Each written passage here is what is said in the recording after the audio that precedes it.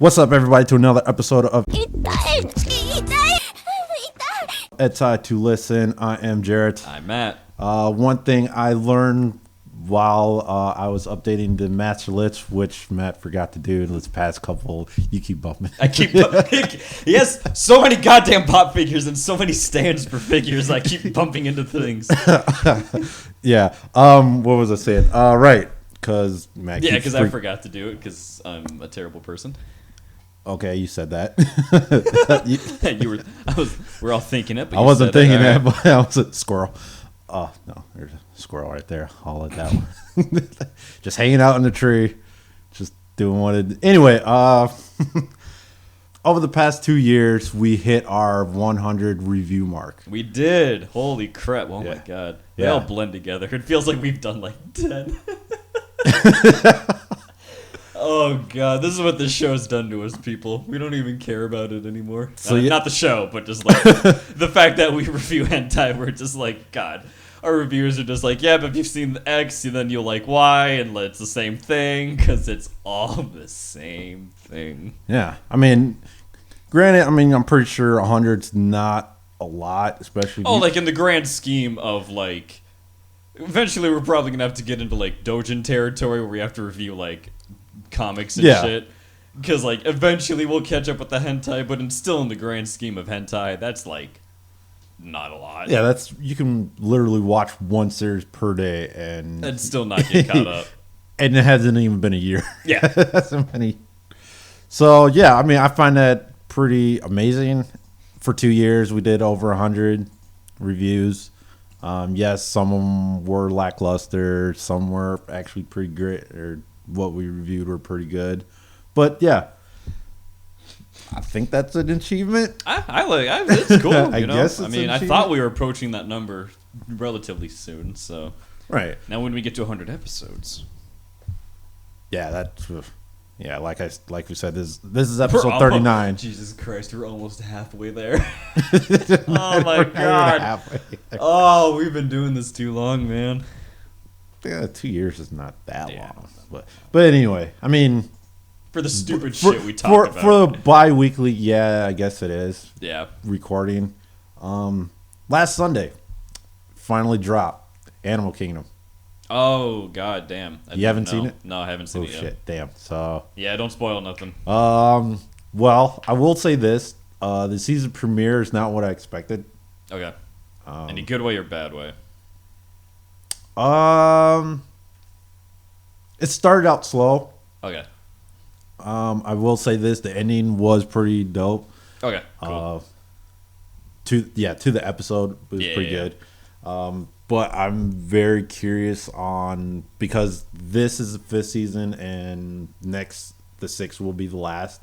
So I could kind of see they are still doing the whole flashback with Smurf and everything like that. Okay.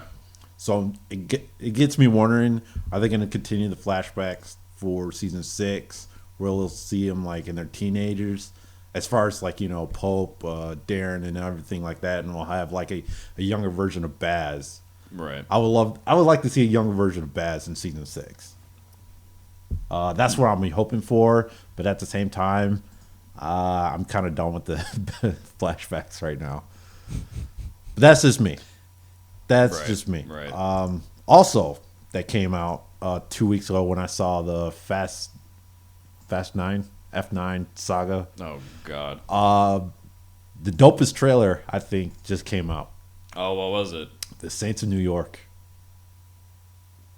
Saints of New York. What's that? The Soprano story. Oh, that. Yeah, isn't it like a prequel type thing? Yes. Okay.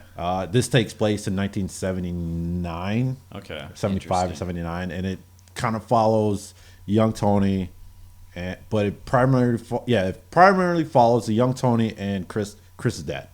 Okay. Which is, oddly enough, you see the cast list and the people who playing him, and it has Paulie, and he looks old as shit. I'm like, holy shit. That joke actually now makes sense. Yep. Because he is old as shit. Old as shit, dude. Now, the weird thing about it, I didn't see who's playing Carmela. Because I haven't, I have no idea who would be playing Carmela. I don't even know if she's in it. She should be. because they married right after high school. Yeah, I feel like that was like kind of important. Yeah. Huh. Interesting. Yeah. So we'll see how it goes. Yeah, yep, I can't wait for that. It's coming out November timeframe. Okay. Around there. But yeah. Also tonight is Money in the Bank. I know I haven't done much of my picks lately. I gotta check my DraftKings to see if they're actually doing picks. I don't know if I told you. I would tell you I won money from pools of doing that. I think you have. It wouldn't surprise me if you have. So. But anyway, it wasn't much because it's a pool. Yeah, it's a huge pool of a lot of people in it. Yeah, minuscule money, but still, I won some money. Yeah, even like $10 is cool. $10. Like, well, I wish. Oh God, it's not even that much. No, I think total out of 2 pools I won. I think I have a total amount of $2. Jesus. Yeah. Why even participate? I mean, it's fun to still. Yeah. Do it, but... I mean, you never know. You never know. But yeah, you never know if everyone else might just be shit, and you're the one guy that's smart enough. Right. Yeah, especially tonight when you have like so many people. Mm-hmm. Like, who's gonna win Money in the Bank out of 1 out of 8? Who's gonna be right? Yeah. I don't know. All right, but anyway, moving right along. What's in the news? Well, sort of anime news today. Well, the West is on their soapbox again. Point of order. Why do they call it a soapbox? Yeah. Even though they're standing on a milk crate, but even now, if you say standing on a milk crate doesn't make sense. But then again, if throughout the years, if you say standing on a milk crate, it actually makes sense. I actually asked one of my teachers about this a while ago, and I was like, "So why do we call it standing on a soapbox?" And they're like, "That was just like what was people had available. Like a lot of stores were ordering soap, so they would just." Like kind of like the milkman, the soap company would come collect the empty box after they delivered it and you emptied it and everything, and they would either trade it out or just bring it back and then bring you a new one. So the way people do it is like people talking on the streets. They would just take these soapboxes and use it as a place to stand. So like that's why we call it get off your soapbox. So yeah, but I mean. I get that, but also there's. But there's the milk carton and milk crate and everything. It just happened to be majority of it had to be a soapbox. But anyway, so the latest episode, the first episode of Kobayashi Maid Dragon. Back, by the way, fantastic animation, love it. It's almost made me cry because I was so happy to see this company back and making things again. So yeah. Which introduced a new character for those who only watch the anime. Yep. Her name is Ilu, who happens to be a smaller lady with tiggled bitties, let's say. Which actually is her fire bags. Yeah, which actually is where she makes her fire and everything, which is hilarious, by the way. I love that. And when the West saw this, they lost their minds. Yeah, this started like back in the previews. So when we say like the West is, losing shit, it's of course a news article that found like 3 Twitter threads of people who agree with this, and the 90% of the other thread is people being like, shut the fuck up, like no one gives a fuck. So that we're not saying like people are actually outraged about this outside of like 3 or 4 people in Twitter thread. But yeah, of course they're like, oh my god, this is, typical Japan, promoting, blah, blah, blah, whatever you want to call it and shit. It's nothing new. If you've seen the quote unquote Twitter outrage about these younger or smaller characters that are big chested, then, you already know what the arguments are being made here are, so. Yeah, not only that, I don't think they know his other work. The one, I haven't read it, but I've read a couple chapters. Chi-Chi. Oh, yeah, Chi-Chi. I love Chi-Chi. If you read this, pretty much every chapter has Paizuri in it.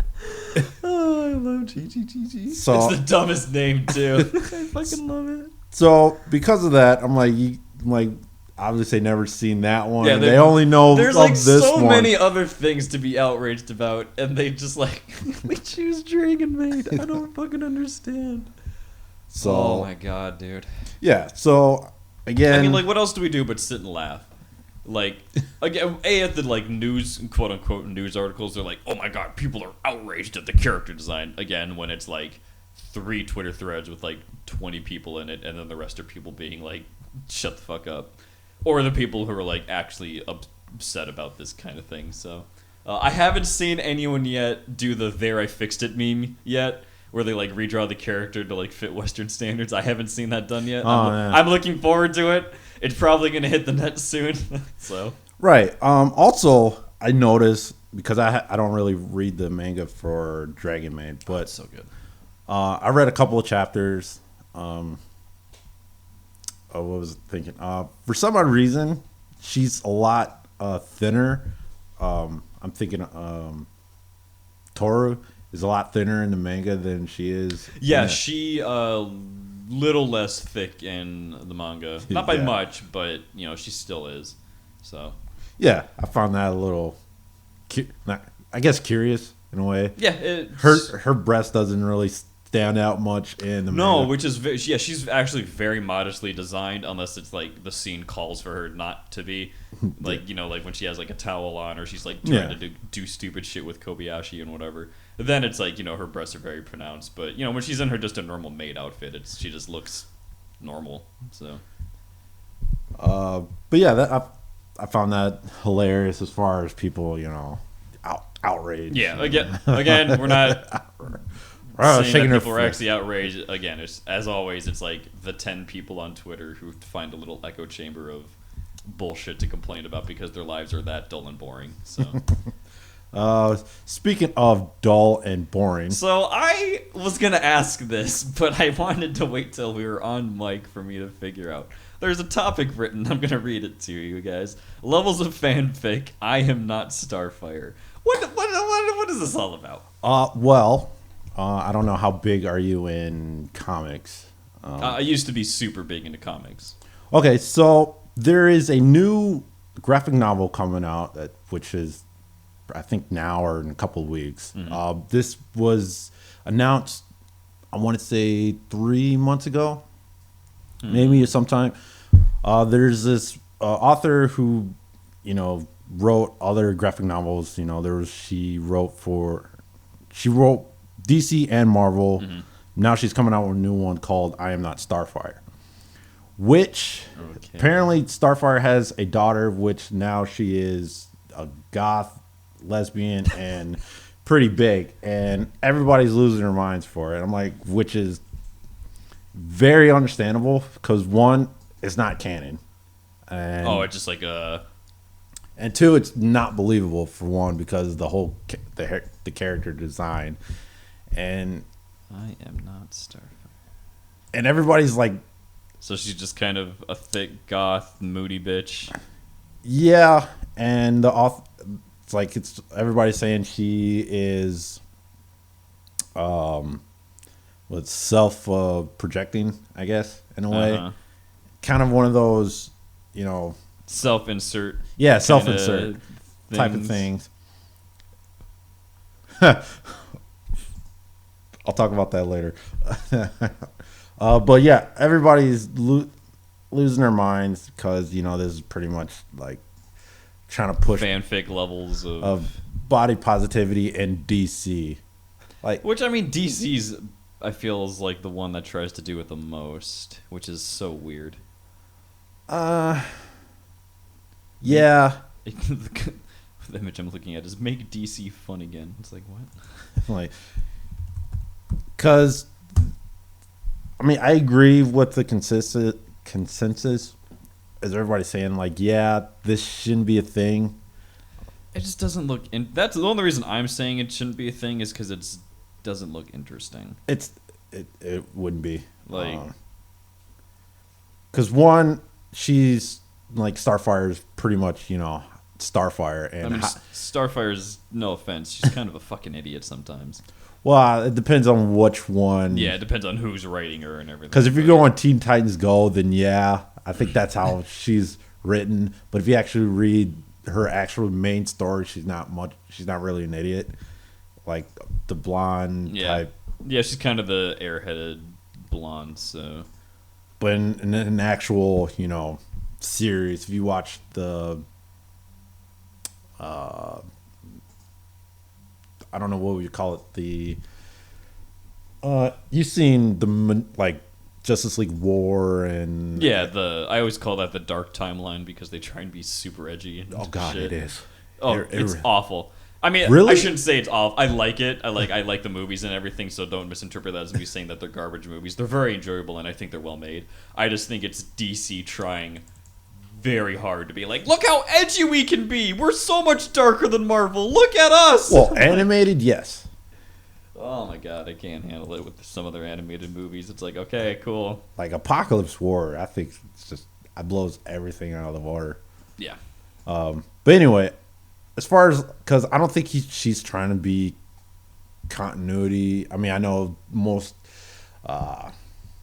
graphic novels tend not to be continuity. They're non-canon. Canon, thank you. Yeah. I couldn't even think of the fucking word. But anyway, you kept saying part of the word. Yeah. Like he's almost there. But I mean, at least to have some canon in it. Like, even if you're not canon, you still have to take from established ways characters act and everything like that. So it's like, I don't know. It's very strange that this was the direction they were like, what if Starfire had a kid that was rebellious and shit? It's like, okay, but I feel like that's been done a lot.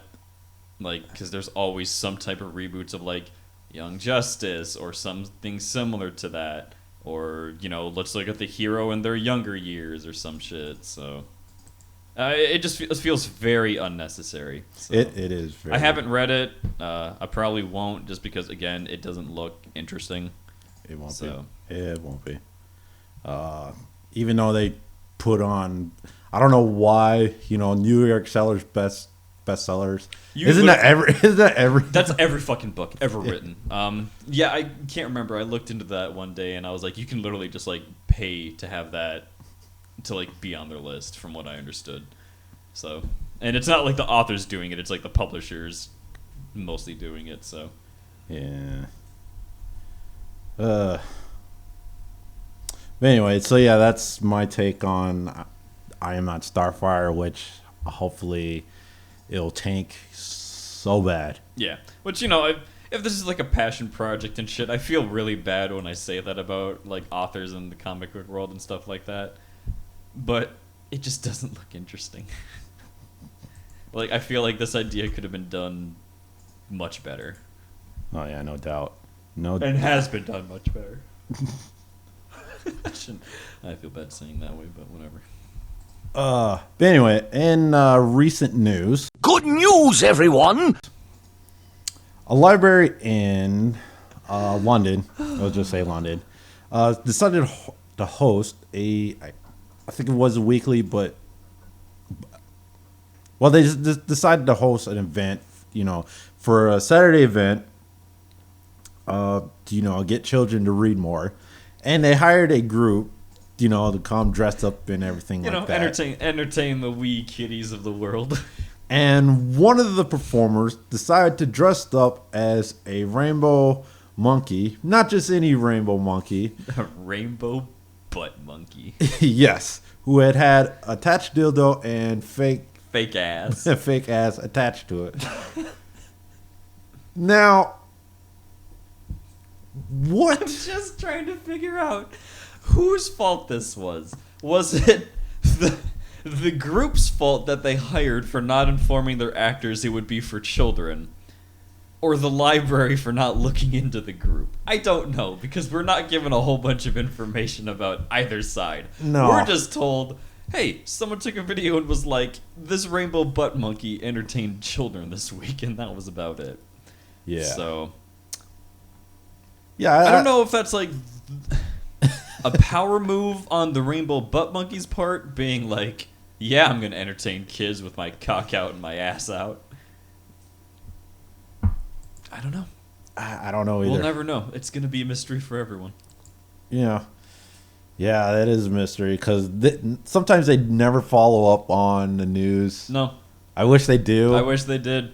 Is this guy going to get charged? Like, hold on, let me... Well, no, it was the unreleased, as far as who the performer was. what was going through his mind that I'm gonna attach fake butt cheeks and a dong. During an event put on at the library today, there was a performance by a carnival arts company. The library tweeted, "Unfortunately, one of the animal costumes was inappropriate, which we were not aware of at the time of booking.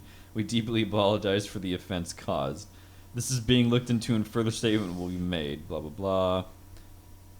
This will never happen again. Blah blah blah.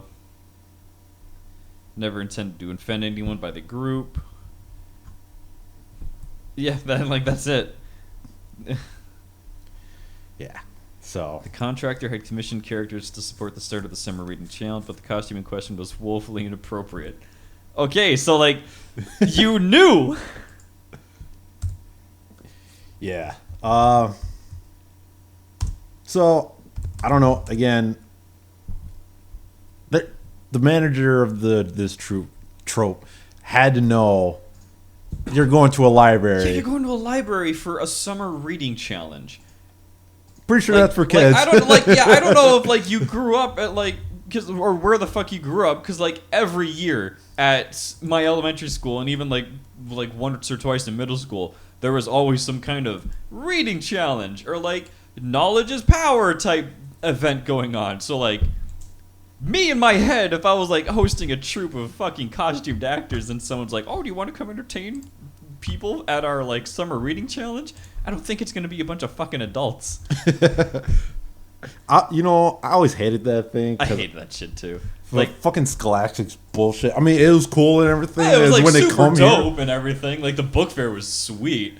But then the school was like, you have to read X amount of books or like do this many things for points, and I'm like, I don't.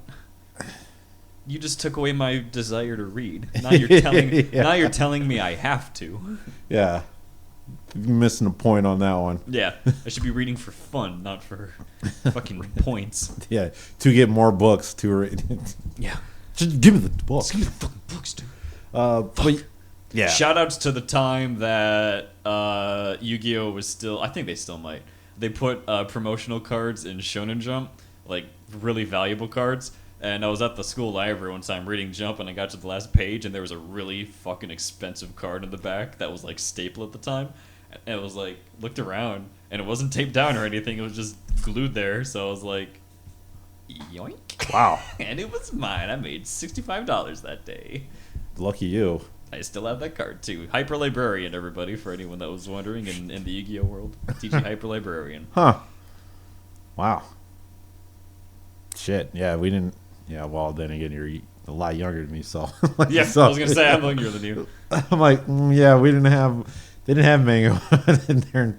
Yeah, their actual manga section was super small. But they always had like Jump on display because it was like just it was basically in the magazine section. Mm-hmm. So like that's what they classified Jump as specifically. And then middle school, it grew a little bit. And then high school, there was actually like a couple shelves of it. So that was really cool. So I wonder what it is now at Armstrong. No idea. I don't either. I'm not going to just walk. The world will never know. I'm about to say, can I just like go into your library real quick? Sir, how old are you? It doesn't matter. Do you have a son or daughter here?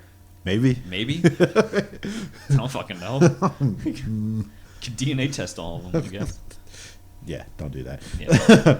But anyway, moving right along. I was talking about this very topic the other day. Nicolas Cage just recently got married to his fifth wife. Yeah, to someone that's like 30 years younger than him or something like that. It happens. It happens. All I'm saying is, if I remember the story correctly, this was the baby that was born in one of his movies that they used as like a baby actor, if I remember correctly. I didn't go into that. Yeah, I could have misread that, but yeah, it's a little. If that is true, that's a little fucking weird. Nick, be careful what ground you tread. But yeah, I'm trying to figure out what movie. I'm sure. Yeah, I can't remember. That's just what I remember reading. I could be 100% wrong. So. But anyway, when they were dating, Nick asked her if she had any pets. She said, "Yeah, I have exotic pets. I raise flying squirrels." He's like, "I have flying squirrels." Oh, this could work. Yeah. He's like, in the back of my mind, I just knew it was gonna work after she told me that. And I'm like, This is also coming from a guy that bought a T-Rex head at auction and a bunch of other weird shit. So, yeah, they're made for each other. If they're happy, they're happy. I ain't gonna judge them. Now, when I said really she has flying squirrels, it's not really flying squirrels. It's sugar gliders. Big Same different. thing. I mean, yeah, but not the same thing. But I mean, it's a big difference. The idea of an exotic animal that's adorable and can hover and fly and shit with wings and they're not wings but flaps. So, I mean, if she actually had flying squirrels, I mean, that would be a problem. I mean, especially, she's Japanese. She lives in Japan, so her actually having flying squirrels in Japan, I'm like, that's a little odd. Very. But she has sugar gliders. All that actually makes more sense. Makes sense because there's a shit ton of them in Japan. So yeah, but yeah, I found it weird. Like his first reactions have her owning sugar gliders. Like, this could work. Well, yeah, sure, this could go good. It's like, as opposed to what? I was gonna be like, what would have not sealed the deal? I raise wild boars. No, that's a straight up no for me. Like, no, I'm good, thank you. I'm good with sugar gliders. Like, yeah, they're like kind of cute. You know, whatever. They're fun to like look at and like see how they interact with things, and they're tiny. Like, who cares? But if they're like, I raise giraffes, I'd be like, no, I'm good. I mean, I guess that means you have a lot of money, so like, sure, let's go. And a lot of acres. And a lot of acreage. So like, all right, whatever. I'll deal with it. I ain't helping you, but yeah. Or I raise porcupines. Yeah, that could work. Yeah, sure, why not? They're small. I can deal with it. Yeah, they're cool. I just gotta stay out of the way. Oh, I raise tigers. Yeah, that could work. That could work. I raise tigers. Well, I'm gonna play the Tiger King, so yeah, that could work. Sure, yeah. I need the You get an animal trainer in here, no big deal. Yeah, no problem. I could go to jail for feeding, my husband to tigers, but what, Carol Baskin? Hopefully that movie will be made. I will never financially recover from this. It's so good. I didn't even watch Tiger King. I only know about it from all the memes, and my God, the memes have just been wonderful. Oh, yeah, it only lasted 6 months? Yeah, the craze of Tiger King lasted like. The height of it was like 3 months, and then people still talked about it for probably 5 months. Fucking pandemic, man. No one else had anything else to do. Why not? Yeah, it was like Tiger King? Yeah, it was either. It's like super sad. No one would have watched if there was no pandemic. No one would have gave a shit. It would have been like that cult thing of like, wow, did you watch Tiger King? Oh, it's fucking crazy, and like Carol Baskin and shit. And then you would have been like, okay, whatever, No. Like I have too much other shit on Netflix to watch, so who gives a shit? Yeah, my list is just building up. They've been releasing a lot of good shit on Netflix lately. I don't have Netflix anymore, so. Yeah, because they released Beastars season 2 like. Couple days that's ago. Only from Netflix. It was on Netflix Japan. What else? I just started watching Dynasty Warriors. Holy shit! Awful. I watched that came out. Like I saw it came out when I was on work, so I was like, I'm not paying for Netflix for this. So I sailed the 7 seas and I acquired it. And then I watched for half an hour, and I was like, I still paid too much for this. I was like working, and I was like, I was gonna put it on in the background, like glance over occasionally, and I kept thinking I was missing things, so I was like backing 10, 15 seconds. Nope, the dialogue was just that bad. The action was just that awful, and to be fair, the action wasn't horrendous, but it just wasn't great considering what the source material was. Yeah. So I was just like, I paid too much for this. But I got too much shit on. Yeah. Like I'm on episode 3 of Resident Evil. I heard that's not bad. So far, it's not bad. Yeah, I heard that's not bad. But I find it hilarious. Have you watched it yet? No, I haven't. Like in the second episode, wait, was it the second episode? I mean, you're only on episode 3, so. Well, anyway, he took out one of the guys like very early. I'm like, I thought he was gonna last, but apparently not. I thought he was gonna be like a thing, but no, fuck me, I guess. Right. So, but anyway, moving along. I know we got off a little tangent to talk about Tiger King. And, yeah, we just thought it'd be funny to mention Nick Cage chose his wife off of Flying Squirrels. Yeah. Speaking of animals, once again, Animals are the bashing are just the greatest threat this nation has ever known when it comes to law enforcement. Apparently, they don't know what to do. It's out of control. Animals are out of control. So a couple of cops, Maine cops, in Maine.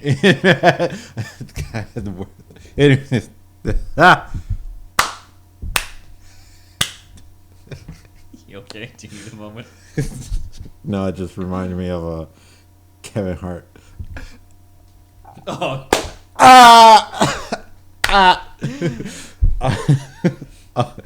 But yeah, a couple of cops from Maine, Rockland, Maine cops, decide to beat down a couple of porcupines.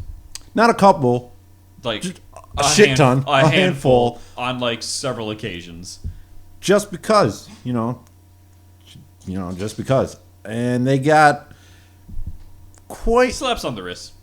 pretty much. Yeah, it's because when I was reading this article, one of hold on, let me time out for. I was gonna say, Jared's gonna have a stroke. I know. Gotta get this out of the way. I'll edit that out. That pause. So yeah, a couple of Maine cops from Rockland, Maine, decided to beat down a couple of porcupines. Just not on one occasion, but on several occasions.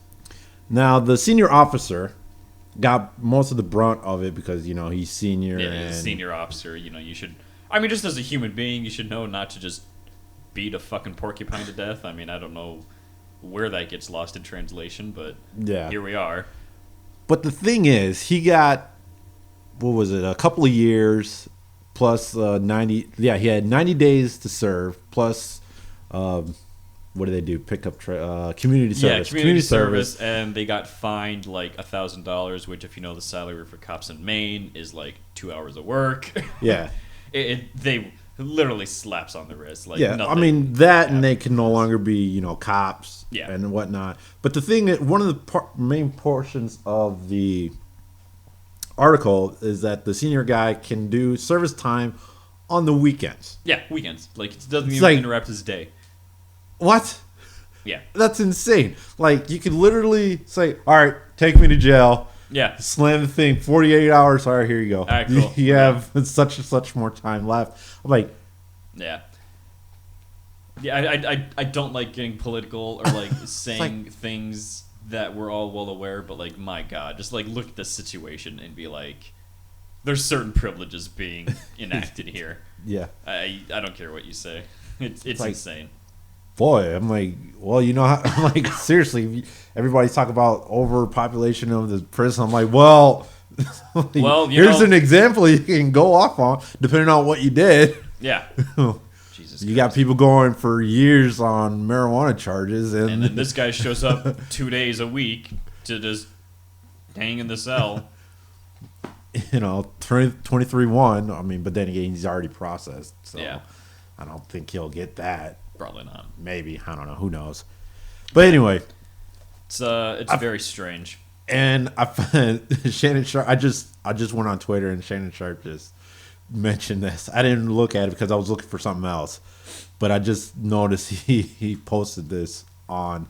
I'll go back and read it and see what he said.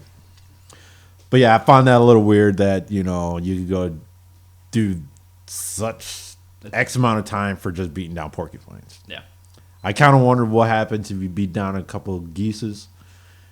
Probably be given a medal because they're assholes. Yeah. I mean, I really, sometimes I just want to get out and just like, shut the fuck up. And it's never me in front when I'm driving and people stop while they're crossing. I'm like, please just run them over. Ducks don't do that. Wait for the ducks. The ducks are cool and shit. Geese, no. Fuck them. Terrible animals. Awful, vile pieces of shit. just please run them over. Stop. Just stop. Yeah, remember one time I pulled up to a used bookstore and there was like geese like chilling on the other side of the fence by the water's edge. So they're like probably 100 feet away from me. Had no threat. Didn't say nothing to them. Like rears its head when I open up the door and it hisses at me. I'm like, fuck you! I'm just getting out of my car! Dumb piece of shit geese. Fuck yourself. Now, Do you want to do this last one? Because I just put it there just in case. I'm actually a big fan of this because this is the shit movies are made out of. Okay. Sometimes reality is stranger than fiction, folks. Or sometimes reality matches fiction. Or does fiction match reality? Well, it depends. It depends. Depends on the matter of perspective. So, what are we talking about? Well, the article lays it out right for you in plain blood. 3 women go on a road trip together in school bus after finding out they were dating the same man. I find that wonderful. So basically what happened was, towards the beginning of, 2020 and I think earlier this year is when they officially did it.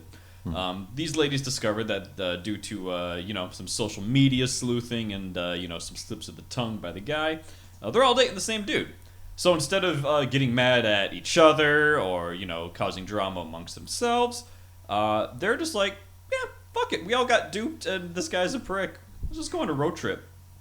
All together. Yeah. And they're only half of how many women he's actually seen. Yeah. Which, that's like something the article kind of touches on. He's dating more people. Yeah. So it just happens that these 3 were like, hey, you know what? Instead of being mad, let's just go have some fun. So, yeah, just thought that would be a fun article to mention and let you ponder for a while on which way is it? Does reality copy fiction or does fiction copy reality? Well, I mean, oddly enough, in the article there was a movie similar to that. I never heard of it. Yeah, it's like Girls Trip or something like that. It had Cameron Diaz in it, so I can't remember the last time I liked Cameron Diaz in a movie. Maybe Charlie's Angel. I mean, Bad Teacher was all right. Bad Teacher was like, okay. Yeah. I think that was her trying to come back and the limelight. But yeah, it didn't work. I think the height of her career was Ben Stiller and what was that? Mary, something Mary. Yeah, I remember. It was funny. I mean, it was funny. Don't get me wrong. That movie was hilarious. Yeah. There's something about Mary. Yeah, something about Mary. And then Charlie's Angels. I didn't even see 2 because 2 wasn't just. Charlie's Angels sucks so bad. Yeah, and I wasn't even try to see the remake because 1, awful, garbage. I don't like Twilight. Yeah, whatever her fucking name. And I don't even know who the other 2 was in it. I don't remember either. But they're so unimportant. Yeah, so unimportant to my life. It reminds me of Devs. If anybody remembers that movie, yeah, don't bother. Yeah. The only reason why I brought it up because it had that Asian chick from Too Fast, Too Furious, and then she just got pregnant. I'm like, no, I'm done with acting now. Yeah, and then she's like, I'm done with acting. I'm like, but good for you. Yeah, sure, but at the same time, like, you were hot. I was gonna, yeah, you're like, you were like, oh, like putting like her looks aside, she's a gorgeous woman. She's like not a bad actress. She like did good in the movies, like back when they were kind of being semi-serious. So, yeah, like, but at the same time, it's like, I was hoping to see more of you, but okay. Yeah, I like wanted you to branch out from the Fast and the Furious and like do other things, but whatever, it's fine. Sure. But anyway, yeah, I don't know what they were thinking. I mean, I don't know why would you band together to take a road trip. I mean, yeah, sure. You got duped, like, but cool. I mean, like, yeah, it's like a fun thing to do, I guess. But like, you could just like hang out at home, or like talk to each other, or like go out to dinner. But they banded together to buy an old school bus. Old school bus. I not necessarily deck it out, but get it up and running. Yeah, they were. They maintained it and got it working and shit like that. And then they just drove the country, having fun, being girls. Which, oddly enough, you don't do Hot Girl Summer. You already know I haven't really addressed my stance, but again, if you know Kevin Samuels, you know my standing on Hot Girl Summer. But anyway, moving right along. Matt's giving me a face. We don't have a camera up this episode, so you can't really see it.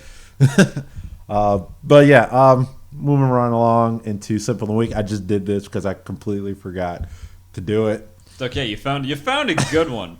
This is a man of culture. Yeah. His name is Bing, at Bing90KBB.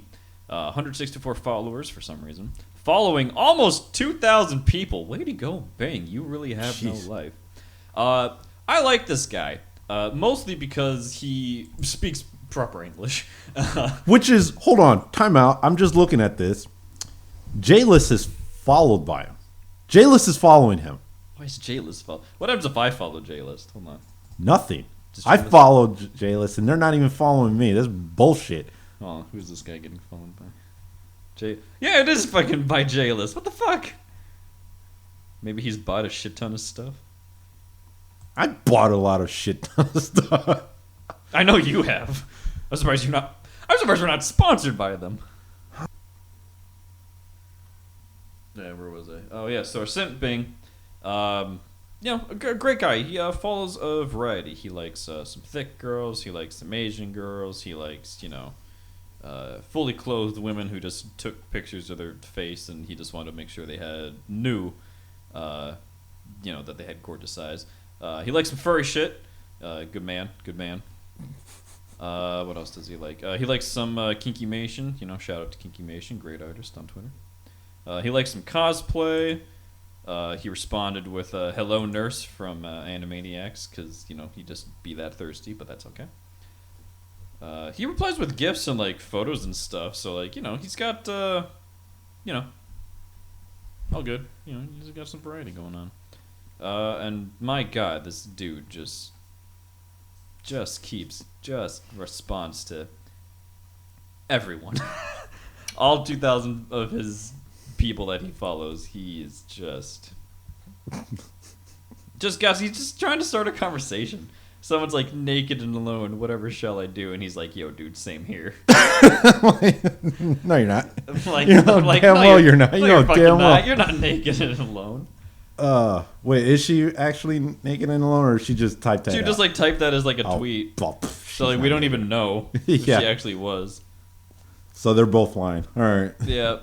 It's not as bad as that bitch in the hummus aisle who's like, you see me in the dairy aisle. Did anybody reply to that to you? Yeah. Really? Nobody got me on that one. Oh God, what did they fucking say? Hold on, let me see if I can find it. While Matt finds that, one of the Jessica's somebody says, if you can reply to this, I want to fuck you. And she puts Y. There's another Y on reply, and she adds 2 more A's on wanna. So it's like, if anybody reply to this, I want to fuck you. And it replies, I want to make you scream in pleasure till you are a quivering mess begging for my cock deep inside you. Dude, just come on, man. He's all about eating people out though. This guy is just constantly yo, I'd eat your fucking vagina. And I'm like, chill the let's see. An Erica at It's Erica Song. Okay. What would you do if I answered the door without clothes on? This, then that. Wait, no. He says this, then start to kiss you from head to pussy and back multiple times. This, then start. I'm pretty sure he's missing a word somewhere. Yeah, he doesn't. Because for some odd reason I said that. I'm like, wait, there's no that. Yeah, I think this dude's also bi. Doesn't. Why? Did you see one or? Yeah. There's. Hold on. I have to save an image real quick. Just gotta. You have nice hands. I want you to finger me. I want. Yeah, there's one from a dude who's very clearly a trap or possibly trans, but there's just a cock there. And he's like, damn, it just go nuts in my mouth already. And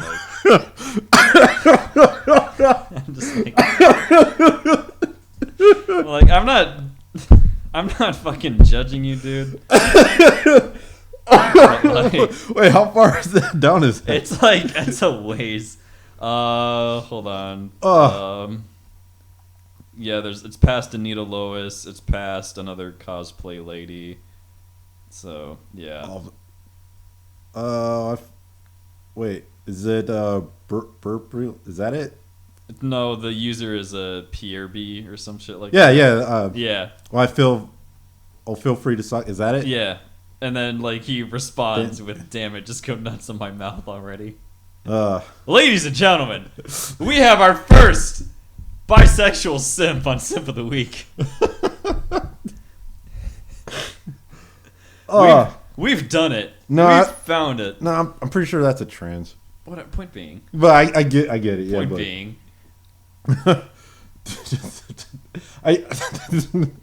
Just like, dude.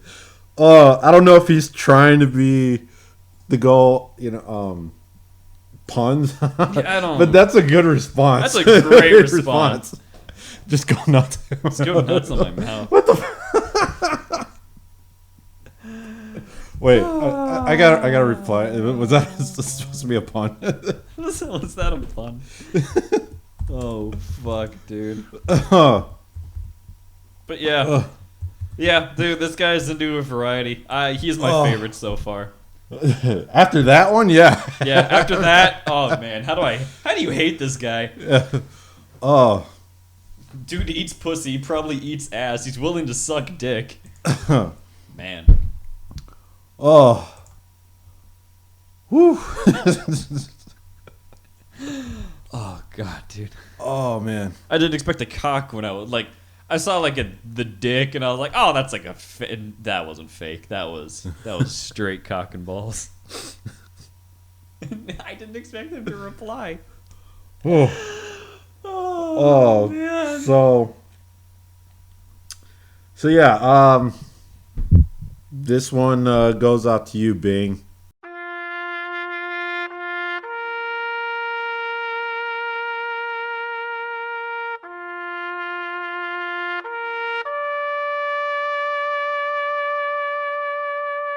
Oh man, let's go Bing, dude. Just horny on main all the time. I love it. Now this next part, normally we don't usually do previews. I wanted to talk about this. I'm excited. The hentai preview coming up at some point. I think end of this month. Yeah, the previews for a show that should be out at the end of this month. It says the 30th. It said 30th. Yeah, but who knows when it'll get uploaded and stuff to where mainstream people can watch it. So. Probably the next day, maybe. Yeah, probably. Anyway, point being. The hentai preview is Annette-san to Lilian-san. So if you don't know what that means, it's basically Annette and Liliana. The animation is what it basically is called officially. And we get 2 dark-skinned, silver-haired, big-titty ladies. Yes. Oh man, life is good. Life is great. Humanity can't peak anymore. We've done it. Right. Space travel, colonizing Mars. Fuck that. Fuck that. You've read it, right? Yeah. Oh, it's God. great. It is great. I forgot. I'm like, I haven't really forgotten about, but when I saw this preview of their anime, all that shit just came flooding back. Yeah. When I saw the title, I was like, that sounds really familiar. And then I saw the preview and I was like, oh. Yeah. I mean, if you haven't read it, go out and read it before you even watch it. Yeah. Oh, God. I'm hoping this is a 2-episode and not just. Hope so. Yeah, because I'm hoping this is a 2-episode, 20-some-odd minute, but based on the preview I'm looking at, this could be a 15-minute. Yeah, it's probably one of those 15-minute ones. The animation looks dope. Yeah, I think it's by Pink Pineapple or one of the really good studios. So yeah, the animation is going to be dope.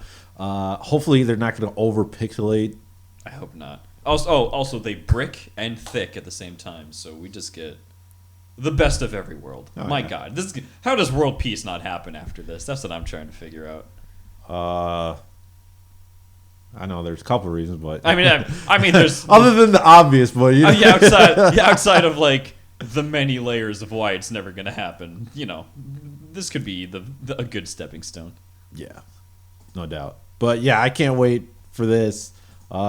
If it's one episode, maybe we'll just review it. Yeah, we'll just review it just for the just sake right of, there, just right then and there, just for the sake of we owe it.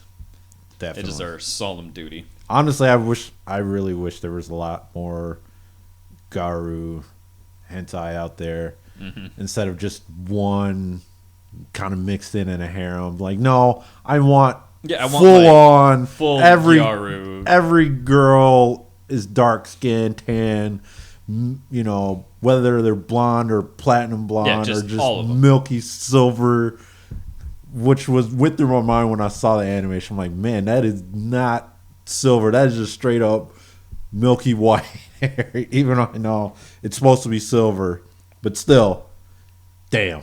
Yeah. Can't wait.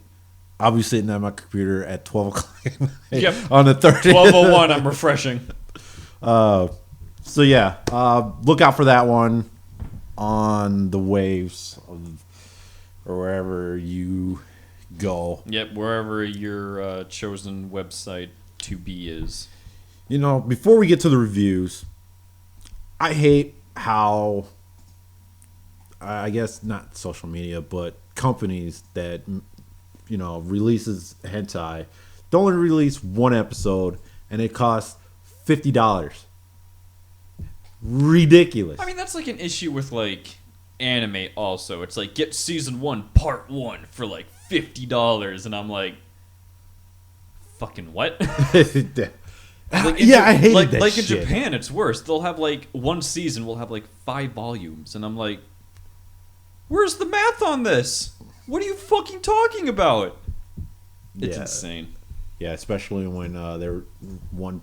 Yeah, Funimation is stupid. Funimation does that a lot. If it's like a series being made under them. Yeah.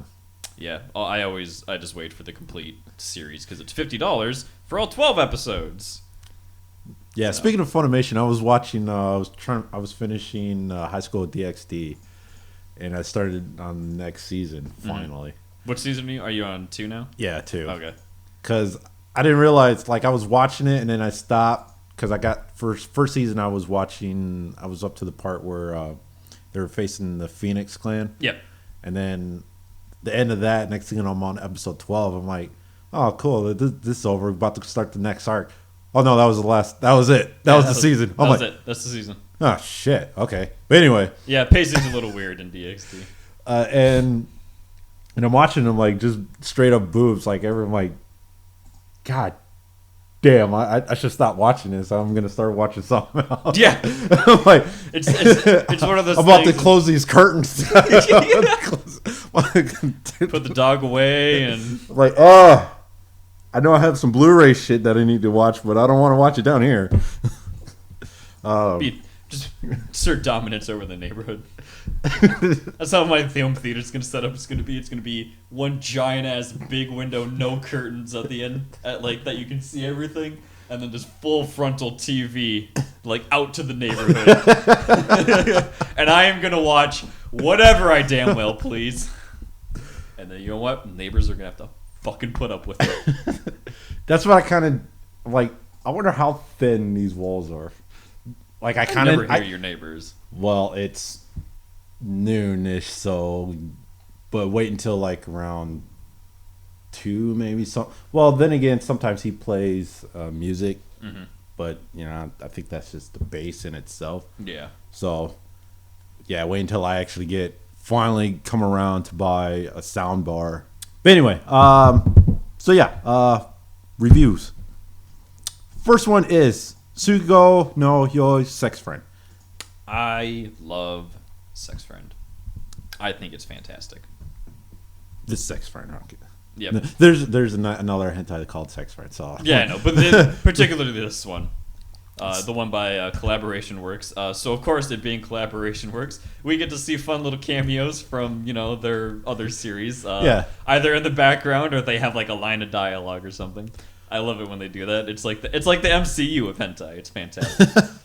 So I actually have notes on this one because if I just go on my regular rambling about we'll miss some stuff. So the story starts out with Yami. Yep. Who's begging his coworker, like straight out the gate, like 1 minute in, he's banging his coworker, and after climax and afterglow and whatnot, or whatever you want to call it, whatever. He's Misako decides, oh man, I can't believe you're my boyfriend, and we're all like, he's like, hold up. Yeah, he's like, wait a minute. We're not in a relationship. We're just sex friends. What do you mean we're sex friends? We've been going out and having sex. Like, yeah, I just want to keep it sex friends and all like that. I'm like, well, how many? I forgot the dialogue, but somehow it comes along. Yeah. Basically, this guy's like, I don't like commitment, blah, blah, blah, but hey, we can still, like, bang and shit and blah, blah, blah. Is basically what the series boils down to. It's like, wait, how many sex friends do you have? Now, here's your first mistake. You should never say anyone but you, baby. Never say that. But somehow he said, like, well, I have 4 other sex friends. Like, what? Yeah. You have 4 other sex friends? Well, call them here now. What?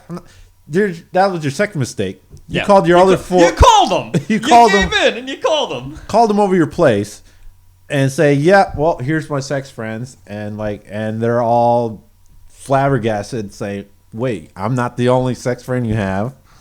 Well, let's run down the list. Other than we have Masako, the co-worker. The cute co-worker. We have Kotaro, the lowly JK of the group. Yep. Makako, the rich, kind of mature. Yeah, the kind of the MILF of the series, kind of. Yeah. We have... I think they try and do an older sister vibe, but she really comes off more as like the stepmom vibes. Yeah. Then we have Ryoko, another mature MILF type. Another older lady. And then we have Anna. It's not spelled like you think it is. Nope. And which happens to be another JK of the group. Yep. Which only this time she has bigger tits than obviously the lowly character. Yep. So they kind of fight about it. Say, hey, no, I want. Yeah, they're like, no, I'm like his only sex friend, or like, no, I want to be with him, or he's got to commit to one of us, and marriage comes up, and he's like, I just want shit to stay the way they are. Like, this is fantastic.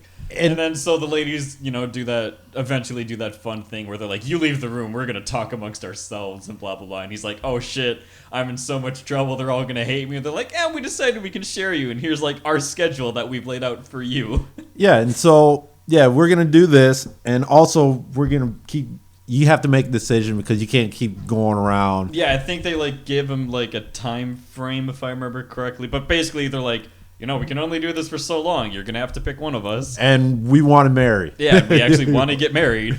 And he's like, fuck, bro. Like, no, I don't want to commit. I get it. His reasons is pretty much the same as Matt's. Yeah. It's financial burden. Like, dude, look at the place you're living. But I'm also going to point out, if you're like taking these women out on dates and shit, 6 of them. That's so much money to like keep him happy financially. Like marriage would be so much simpler in his position. But yeah, I know. And what was Makako? I'm like, why don't you marry her? If you've seen her place, she's like loaded. She's loaded, and oddly enough, she actually works for the company. Yeah, I can't. Yeah, and I can't. Like one of them also owns like a successful store that they work at, like a clothing boutique or something like that. No, Ryoko works for she owns her own cafe. Yeah, thank you, cafe. And I'm like, okay, there's 2 of them. I was gonna say you're with like 4 women who are set up for success. Like you don't lose picking one. Yeah, except for the high schoolers. Yeah, don't pick the high schoolers. It's like, don't do that. And then you have a coworker who works in the same company, so you kind of know how much money she's earning. Yeah, you roughly know what she makes, and like the carpooling would be easier because you basically work the same shift.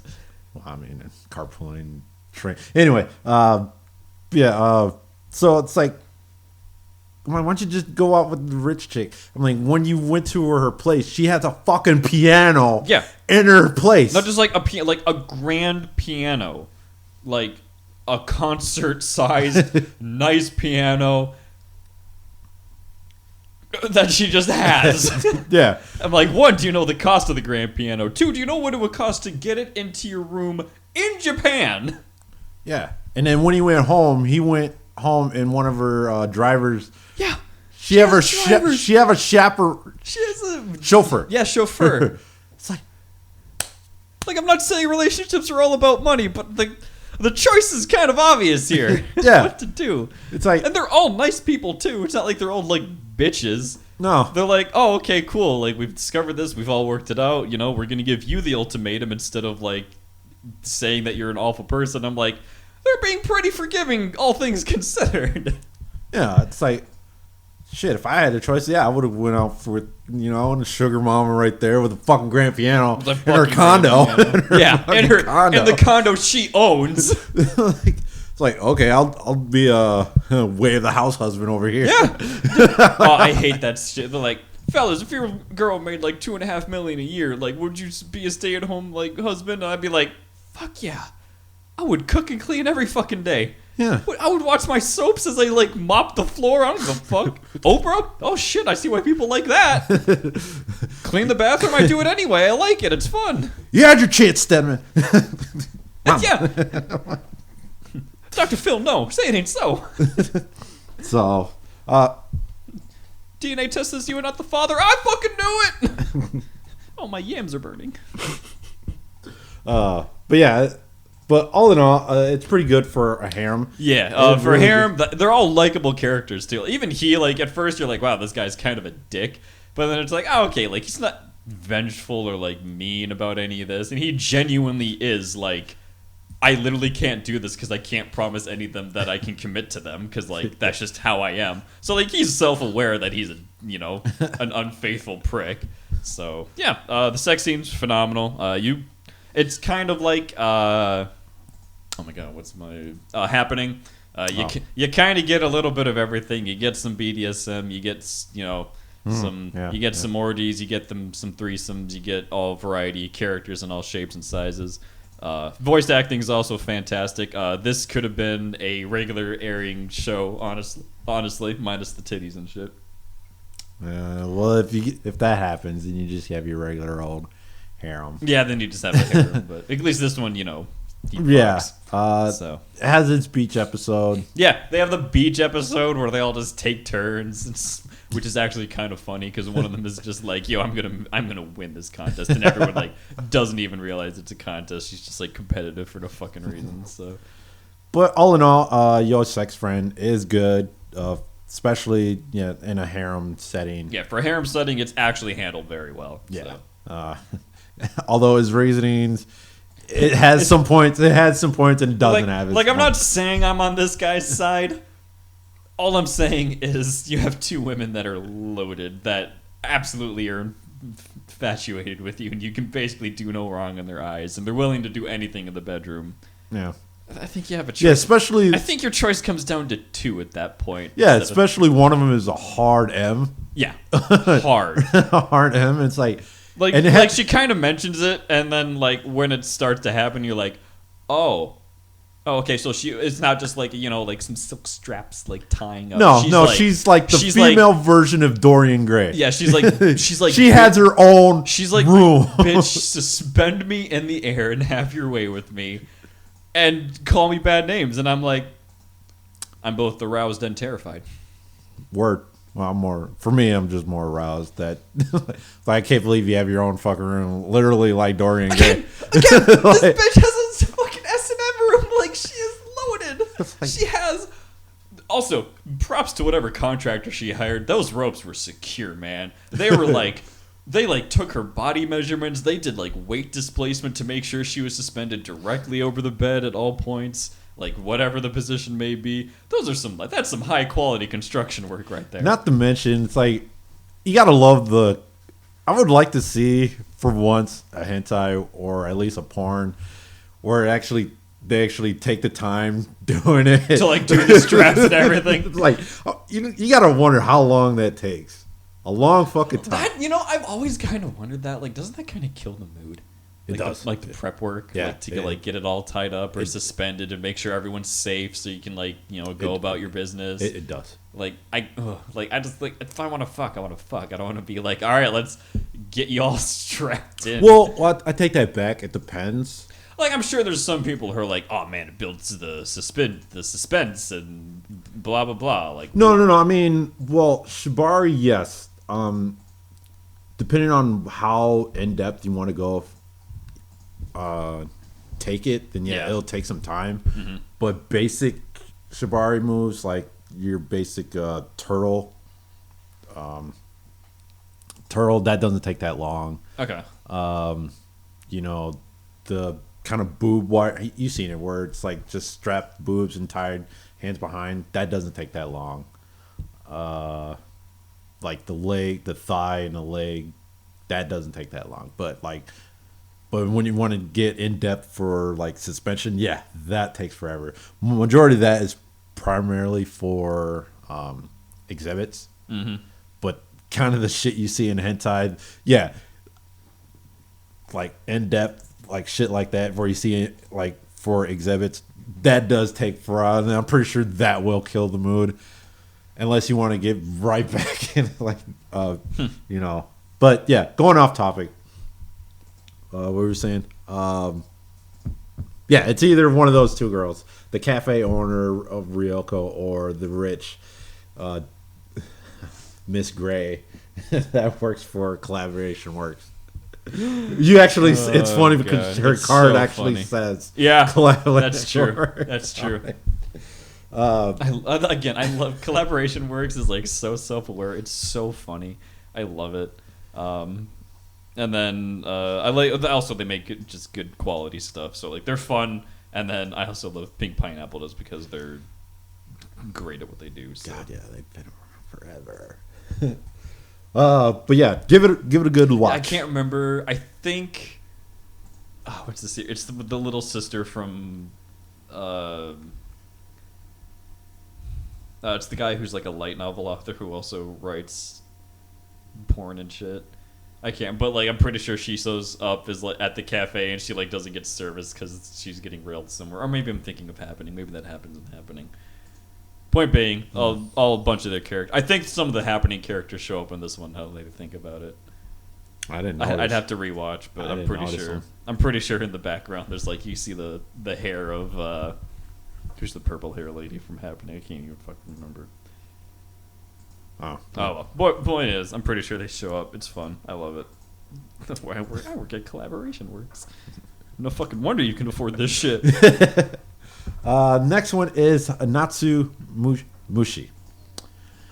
Now, the premise of this one is the chakin or molester, however you want to call it, or it's actually what it is called. Yeah. I don't know. Or whatever you want to call it. Well, that's what it's called, though. But there's actually one long story split up in 2 episodes, mixed in with another girl and another girl, depending on what episode you're looking at. The first one, we'll focus on the main girl that spans the 2 episodes later. The first one is a twin-tailed girl who kind of rubs crotches of businessmen on the train, and when they say, hey, do more, she turns them away. Nope. Yeah, and then she's like, yeah, bye. No, yeah, bye.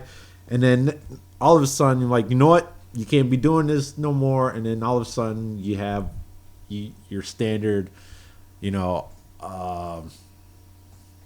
came to my mind, shit. But anyway, all of a sudden, all her previous molesters, or I should say molestees. Yep. Molestees say, you can't keep doing us. You can't keep edging us like this, so we're going to take it out on you. We're going to finish what you should have started. Finish what you started. And they proceed to, give her the old justice of, kind of raping her and whatnot, and she wakes up, and was this all a dream? Who knows? We don't really know. Did she just wake up and wanted to forget about it? Or was this just maybe I should, subconsciously finish what I started, kind of jerking these guys off and not finishing and whatnot. As far as that scene goes, if you like your whole, I don't want to say revenge fuck, but it's more get even. Man, it's like I know like, getting even kind of is revenge, but at the same time it's not. Is. But yeah, it's interesting. The second part of episode 2, kind of the same thing, only this time it pretty much is the same thing, only it just doesn't end in penetration, because her man/handler was there, gave him like a sharp look. I'm like, oh, if I continue this, I'm not gonna get jacked up, and it just ends right there. So that scene in itself wasn't all that great. No, yeah. Now to the main portion of the story. Another JK pretty much get molested throughout the whole episode. Yep. Lot of crucial sex. Am I saying that right? Just rubbing of the genitalia. I don't know. Intercrucial sex. Something. Yeah, a lot of that going on up until the last 10-15 minutes where they finally have sex. Now, it boggles my mind where some of these characters just find random objects. Like, he ties her up to a pole, just has a pole, and just ties her legs up. And I'm like, where the hell did that pole come from? Yeah. It's just amazing. Just straight up hammer space. A lot of objects coming out of midair in some of these hentais, which I just find funny. Yeah. We made the comment not too long ago with the sisters ones where it's like the loving older sister and the JK older sister, and of course they wanted to sleep with their brother, and like they bang in the bathroom, and then all of a sudden somewhere else. And like we made the comment like, damn, like 10 years ago we would have got some kind of transition, and all of a sudden they're already in the it's like they're in the bed. Like when, like what happened? Is your bathroom connected to your bed? It's like, when'd you get out there? But so the sex scene in itself is a little lackluster because there was a lot of build up to not a lot, not a lot of payoff, honestly. The only good thing, I shouldn't say good thing about, it's not really good. It's just something different. It's just there was an anal scene. Yeah, that's about it. Not really. It wasn't really popular at the time, and that this came out, so that's like cool, I guess. So I thought there was going to be a lot of chikan in this, but it pretty much is. That's all it is. Yep. Just a lot of intercrucial ball rubbing type stuff. Yeah, just a lot of weird really tame weird shit, honestly. I mean, if you just like the idea of chikan, sure. But me personally, I like that genre, but as long as it leads to something. Yeah, which this really doesn't. Yeah, because back in the day, that's pretty much all I watched was molester, because just the idea of in a cramped space just sound good to me at the time. As of now, it's just, I don't really focus much. I mean, occasionally, depending on who's in it and if they have big tits. That's about it. That's about it. Other than that, no, I don't go looking for it. But as far as this, like I said, if you're into that, just the idea of it, sure, knock yourself out. But if you're looking for more to it, there's no. I mean, outside of like just the weird premise that happens in the first episode, like that's kind of interesting. Like someone thought of that. Like, okay, sure, why not? Yeah. I mean, when this came out, I think back then molesting was a huge thing. Yeah, it was a huge thing. Because now that I think about it, a lot of my JV that I downloaded is still like a theme. That's like a huge theme in JV still, I feel. Yeah, I mean, it makes sense. I mean, yeah. Whatever. The next one is Jutaijima and its sequel, Jutaijima. Now, this is actually based off a game. Yep. Air quotes, game. Just bit my mouth. The first part of it is focused on three of the girls. Well, let me set the... Let's set the tone here a little bit. The tone is school trip, boat, wave on an island. School trip, boat, wave, island, women, one guy survives. Yeah. And then, somehow there's a virus that one I think she's the teacher. I can't remember. No, she's a researcher doctor. She knows about the virus somehow, and she's like, "Yo, ladies, the only thing that can cure this virus and stop you from dying is semen. And which, if you know, is just zinc, so you can find zinc pills and just be fine. But we're not getting into that." But yeah, and of course, the male that survived is the unpopular, ugly bastard of the school that nobody likes, and blah blah blah. And if you don't get zinc, you don't get code word zinc, you will die of overdosing.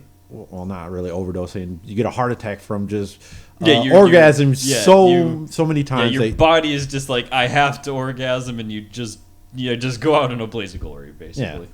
And so 3 of the girls die, and we just left with the teacher.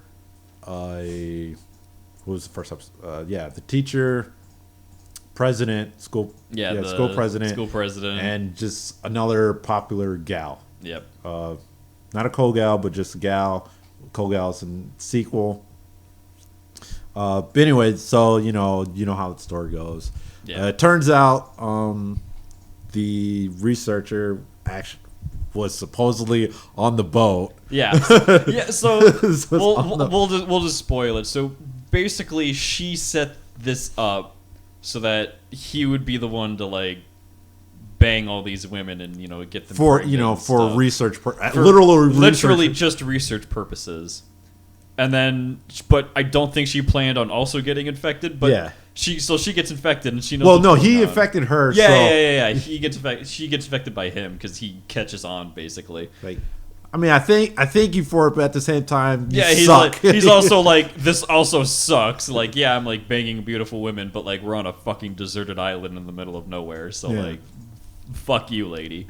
And then she's like, oh, you're the savior of these women. You and your dick are like doing God's work and keeping everyone safe. And he's like, yeah, that is what I'm doing. I'm a hero. And for some odd reason, the teacher actually gets pregnant, who's in her 3rd trimester. Yeah. And they mention literally in the, end credits, or not end credits, but towards the end, like, we've been here for a month. I'm like, yeah, wait. And I'm like, so she was either pregnant before she got there, or you did some wibbly wobbly timey wimey hentai science magic to accelerate the pregnancy. Yeah, like that's not right. Like, you haven't been here. I mean, if you've been here a month, she should not be in her 3rd trimester. No, unless my math is super wrong, but like, unless society's been wrong all this time. Yeah, unless the first month means 3rd trimester, and there's really like 14. Yeah. And then we get to our sequel, which, oddly enough, not only they changed companies, but the sequel comes out. They went from 4 years later. Yeah, they went from T-Rex, who also decent company. They have some decent stuff. To Bunny Walker, who you might know for having. I have to make sure that this is the correct one because I think they have some weird shit. I mean, Bunny Walker's good. Yeah, I'm saying that Bunny Walker's bad. I'm just saying the style of stuff that they normally have is like, Okay. It's out there in terms of fetishes, but they made the Village of the Horny Elves. Never mind, these are the best. This is the best company ever. Yeah, Bunny Walker. Yeah, Josie Luck. They made that new mind control one that is like tragic in its ending and made me feel bad. So in the sequel, they focus on the other 3 that supposedly died. Yep. So I thought they were gonna make sure the first 3 that from the first one died, other than vice versa and whatnot. Mm-hmm. But no, turns out they're in this stasis pod. Yeah, they're because science. Can't have the women die. Can't have repercussions for the actions or anything like that. Yeah. So I'm like, it kind of begs the question. So did the first part not happen? Or not? Yeah, I don't know if they're doing like a retcon type situation or something like that. So it's a little confusing because like obviously they're in the stasis pod, so like they're there, but maybe they just got lied to about dying. I don't know. That's like the weaker part of the stories. Yeah. They just wanted an excuse to have all the characters back in the sequel, like that. That's basically what it was. Yeah. So like I said, the sequel is pretty much focuses on the other three, and then towards the end they all get. Apparently there was a boat. There was a boat. There's a boat. They get rescued, and of course they've spent so long on the island banging this guy. They're like, we love him. He's the fucking greatest. Yeah, and they all get pregnant and whatnot. They all live with him in a tiny ass apartment. Yeah. So, man, imagine having to raise 6 kids from 6 different women. Yeah, that's another trope that I fucking hate when they do like the serial impregnator like type thing where it's like, I'm gonna impregnate all the women of the school, and I'm like, are you gonna raise the kids? Like, are you gonna bang your daughters when they come of age then? Because that's like what some of you say you're going to do. And like, actually, there are some hentai actually. Yeah, they're like, they're like, yo, you're gonna give birth to my daughter and you're gonna raise her to love me, and I'm like, that's fucking weird. You probably should be in jail or dead. The only time it works when it's like the master of the house, when he's rich. Like, yeah, sure. Like, when you're rich, that like, works. I guess when you're rich, it's okay. I mean, sure. I don't know. I've never understood these plots, because then it's like, we don't have to answer anything. It's like, well, you kind of do, because again, like much like with the high school whose grades are based on sex that I will never get an answer to. What happens to these people? What happens to the kids? Do they go bankrupt? Do they starve to death? Do they live happily ever after and they just continuously bang every day? How do you get work done? Like, what are your hobbies besides just banging? Do you eat food? Well, some of the series I've read, they actually do answer that question. Do they? Yeah, because one of the, I guess, sister wives stay homes and watches the kid while the other ones work. Dad works, obviously, and then the other sister wives. It's like constant rotation of shit. Okay, so it's like one time, like one will stay home, then okay, interesting. Yeah, and then because the one that's actually staying home is the one who got knocked up again. Okay, and then it's this weird constant rotation. That's so weird. Huh. I mean, it's an answer. If you think about it does work. I guess it works. Because you're saving money on childcare. Yeah, exactly. You got someone staying there. Food costs would be exorbitant. Yeah. I mean... Whatever. But yeah, altogether... I liked it. I like the series. Outside it. of the stupid plot point and ugly bastard, I wish it wasn't a thing. My God, I wish it wasn't a thing. But whatever. It's a thing. I mean, at least there is a somewhat decent excuse as to why they all had to sleep with him. And given the time frame, it makes sense that they would all become dependent on him and shit, just due to like psychology and shit. So like that all makes sense. So like I have no real complaints about it. So yeah, I liked it. It's pretty good. Yeah. I really recommend watching. Especially the sequel. I mean, yes. The sequel especially. I mean, yes, there was a time difference between the first one coming out and the sequel and changing of studio. One thing I will say is the change from studio to studio doesn't matter that much. Both their styles are actually relatively the same, at least in terms of this. They kept the same style, so you won't notice a huge drop in quality or change in it or anything. It's more of an improvement. Yeah, it's honestly, the sequel is a little bit of an improvement. Not to say that the first season's bad or anything like that in terms of quality. No. One thing I wanted to check out is, did they keep the same voice actresses? Probably not. They did for the male and the. I know the guy because there's like 5 guys that voice all the hentai on the planet. So. Is there? Yeah, I figured there's probably a pool of like 10. I'm guessing. You got the guy that does the shotas, you got the guy that does the ugly bastards, you got the guy that does all the old people. I guess. Sure. I imagine you get typecast in hentai pretty quickly. Well, I mean, I know there's a shortage of male JV actors. There's been a shortage since like 2010 of male porn stars in Japan. Especially when I'm watching like the newer shit, I'm like, oh God, well there he is again. That's it. It's so funny. Didn't we do it? I could have swore we did an article about like becoming a porn star over there. Porn star in Japan. I'm pretty sure we've done. Like, yeah, I remember reading that like when the articles first started to hit, and I was in college, and my friend Tyler Melky was looking for a new job. I was like, Tyler, ready to go to Japan? He's like, what's that? And I'm like, they're short of male porn stars. And he like takes out his pen, he clicks it, he's like, where do I sign? It was so funny. Oh, yeah. Oh, that was a good day. So, but yeah, that's our reviews. Yeah, those are our reviews. 2 really good hits and 1 yeah, which so is normally much. the opposite. Normally we have, they're all Yeah. Oh, we are so good reviewing that to Liliana. I'm so excited for it. Oh yeah. Anyone who's not excited for it, you're not a man of culture and can politely unsubscribe. Oh, speaking of man of culture, on my phone, you know how on YouTube you get recommendations, and it's kind of different if you look at it on your phone, because sometimes on certain channels you'll just get a picture. Yeah. So, like, I forgot the name of the channel, but it's a two panel meme, and one of them was Doc. Doc, I want this. She's rubbing on his crotch, and the doctor pulls her away. Like, this insurance doesn't cover this.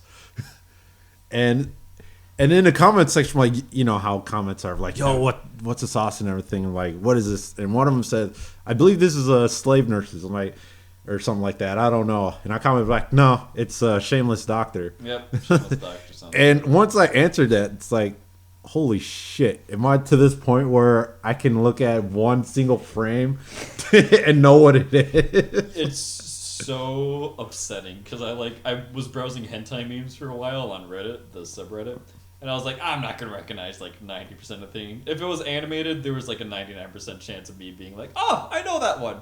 And after about like a dozen or so, I'm like, I should probably rethink my life. and one was like, is this a hentai? Oh yeah. Oh yeah. Oh yeah. Oh yeah. And I got like thanked like a couple of times, giving out like, man, because I'm reading the comments like nobody knows what this is, and I'm the only fucker. There are some genuinely dumb people on the internet who like, oh my god, it's ridiculous. It's like, they're like, I see titties and a dick. Is this a hentai? It's like, yeah. It's like, jeez. What do you think it is? I mean, Shameless Doctor is pretty good. I mean, I own it. Yeah. I mean, it's a good callback. Yeah. Oh, I want season 2 of Reviewers very badly. Which we won't get. Then can I at least get a second season of Peter Grill? Which we won't get. Shout out to Bob, by the way. I have determined Bob's the best friend in any anime ever. Also, they named him Bob, which kind of is very sad. Bob. Yeah, Bob's the guy that he's like, yo, Peter, we got like training and shit to do in the morning, and he sees him sleeping with someone that guy. that's not his wife, and he's like, don't worry, dude, I'm taking this to my grave, and just leaves. Oh yeah, I remember that episode. I stopped watching that. I couldn't take it anymore. Oh, it's so good. I love it. He's such a garbage human being. You know what I hate? I know I mentioned in high school with DxD because I'm watching like first episode. The dude's bald friend who's on. I think he's on the creepy trio. Yeah, whatever. I can't remember his name. But I can't know either. What you're talking about. But his English, the way they did him for the the dub, I have never heard him dubbed. Is it as bad as I think it is? It's bad. Oh, okay. They made him. Did they make him super nasally? No, they made him urban. Oh God. By urban, I mean jive talking. Yeah, jive talking and shit. It's like, yeah, like. Why would you do that? Oh. That wasn't his character. He was just a weird nerd. Yeah, no, I'm like, what? Why'd you have to make him urban? It's like, what the fuck? This, like, I mean, this is why I can't stand dub, dude. Well, that was the only way you could get it uncensored. I guess. Which but yeah, bullshit. man, like I can count on my hand how many English dubs of things I liked, and that's 90% because of nostalgia. Like Yu-Gi-Oh, One Piece before when 4Kids still did it. Yes, I do like the 4Kids dub. I actually like the voice actors. Voice actors. I don't fucking care what anyone says. I love it.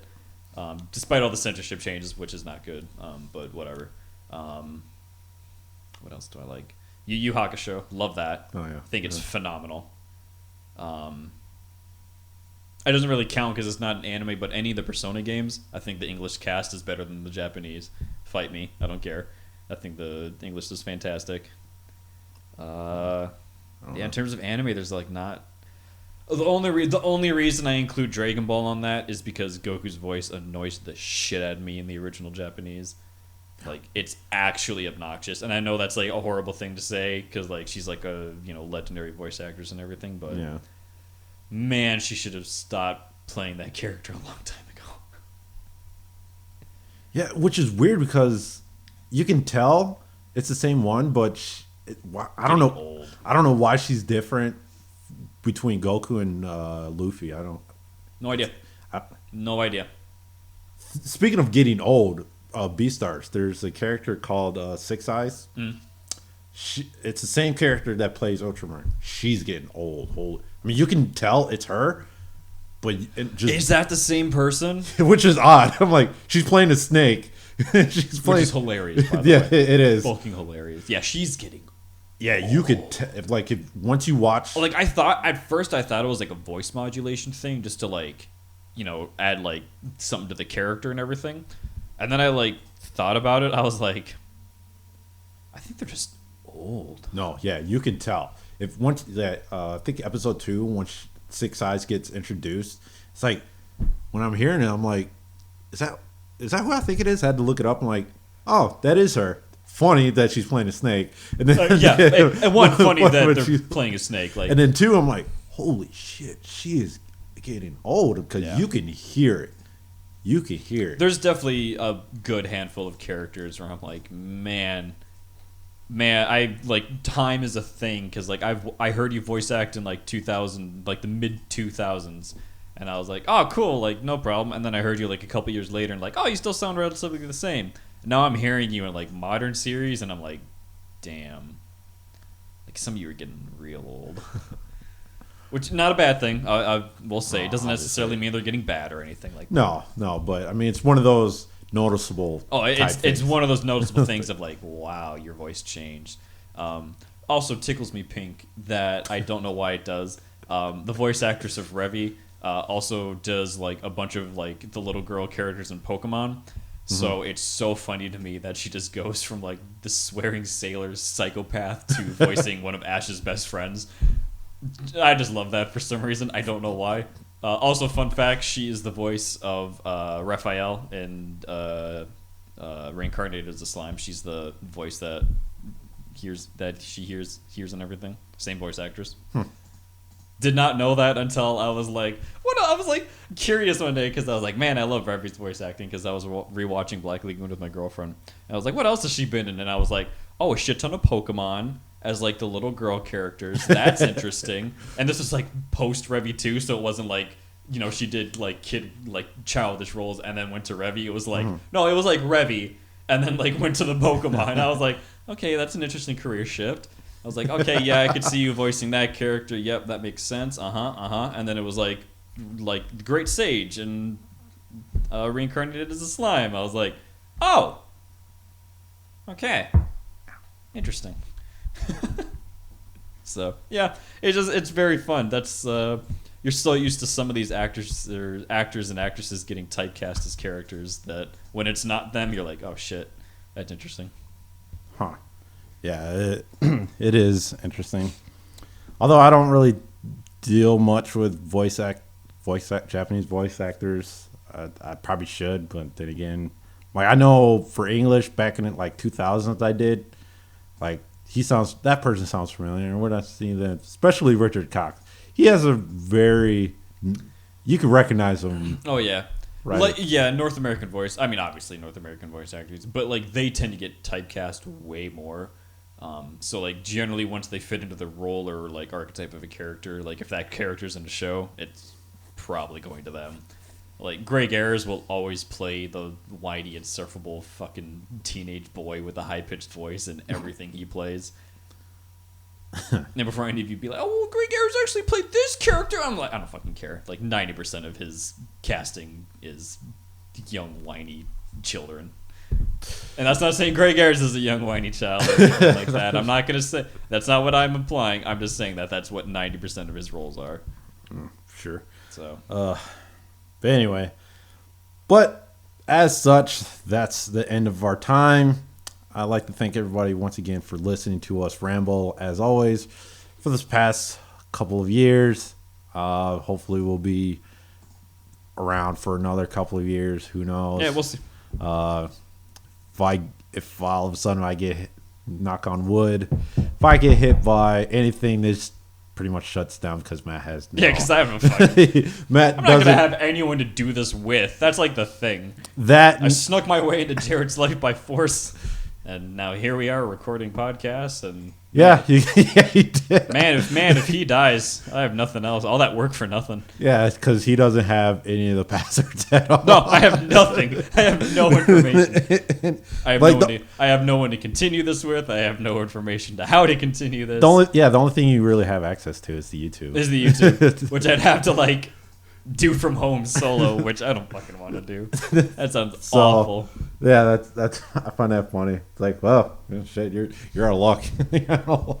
But yeah, we will end the show on another positive note, though. Konosuba, there is an announcement coming out. There's a new anime project for Konosuba happening soon, so we'll see what that is. We have literally it. I hate that stupid trend that people have of we're gonna make an announcement soon, so here's an announcement. I'm like, just tell me the fucking info, you pieces of shit. Well, considering there's spin-offs actually from the manga. Yeah, I'm excited. I hope it's an explosion on this beautiful world where it's like the prequel with everyone. I think that'd be awesome. That'd be really great.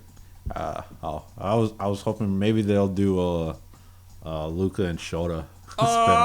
Let's go. That would be hilarious. I would not be upset if that was the case. No, because I read speaking of the manga that chapter where I can't think of his name, but the kid that runs the candy store. Oh God. There was the chapter I was reading, and they were talking to Toru. Was like, yo, I need. We can't get her, these girls off us. What do we do? I'll just stare at them. In that chapter, they're just staring. Next thing you know, they're just all of us looking. What's her name? Iru. Ilu. All of a sudden, just get horny. I'm like, no, this is not what we wanted. Bad. FBI, put it down. I'm not reading anymore. No. So yeah. Oh yeah. I can't wait for that. There's some shit in Dragon Maid where I'm like, FBI's not around. I can turn the page. But yeah, that'd be nice if they have a spinoff for just Luca and Shota. Yeah, I would like a Dragon Maid spinoff, or at least just OVAs of Luca and Shota, because I feel so bad for Shota-kun. And Luca's just oblivious. I mean, she's not even oblivious. She does it on purpose, and it's so funny. Yeah. What else is there? Konosuba, I'd be super willing to see spinoffs of. Or at least another movie or something. I'll be down for a movie. That movie, I saw it in theaters with my friend Brandon, and my God, that was so fun. That was the best way to watch the movie, was in theaters. Yeah. So. I mean, I only watched parts of it because I wanted to see the Silvio's son. Yep. There's some Pokemon. Please tell me that's not what it is. Oh, it is. Oh, she's like, why does it feel like there's something poking me, Sylvia? She's like, it's because there is. No. I remember my friend Brandon leans over to me, and he's like, so is that an A+ for you? And the guy next to us heard him, and he fucking dies.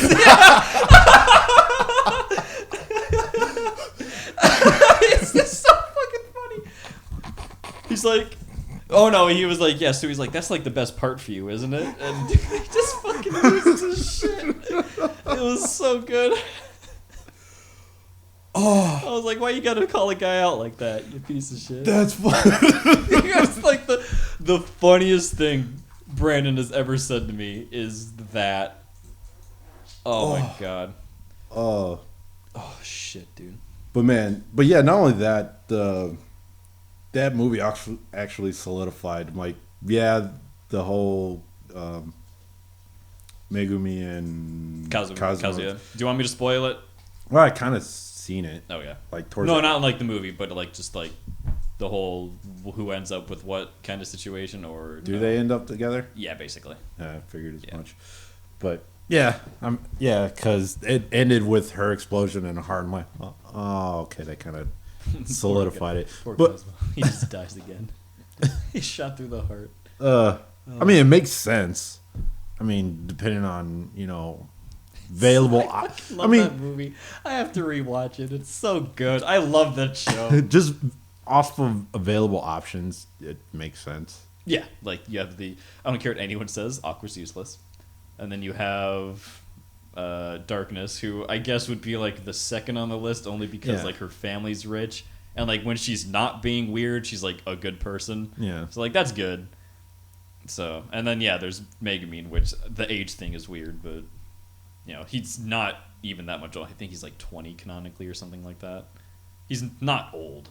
I thought he was like 17 or 16. He's like 18 or something. Is like he? That. Yeah. Like towards that point, or when he first got there? When he like first gets there, I think he's like 18. Okay. Well, I thought he was younger. Yeah, I can't remember how old they say he is. I'm sure it's like in the bio of in the back of the books or something like that I could look at. But he's not as old as I thought, but she's also still younger than he is by like a handful of years, like 3 or 4. So, I mean, and then by the end of the series, take what you will, however old they are, it doesn't matter that much. So, but yeah, cute. I love Konosuba. It's so fucking funny. Yeah. So good. Yeah. So good. Yeah, I would take a movie. Sit and watch the whole movie if you haven't, and then I wonder what this movie would adapt. Probably the next arc. We'll see. Well, I just wanted season 3. Isn't there another? Like they take on another of the generals, right? That's the next arc or something. Kinda, yeah. Just for I've already spoiled too much, so I won't like say anymore. Well, let's just close this out. Yeah. So thanks for listening. I know we just rambled on Konosuba and as we always do. This is what they came for. Right. Normally we try to do it at the beginning, but I think the whole Animal Kingdom thing was it. But yeah, thanks again for listening. Look out for thanks for listening. I'm Jarrett. I'm Matt. Bye.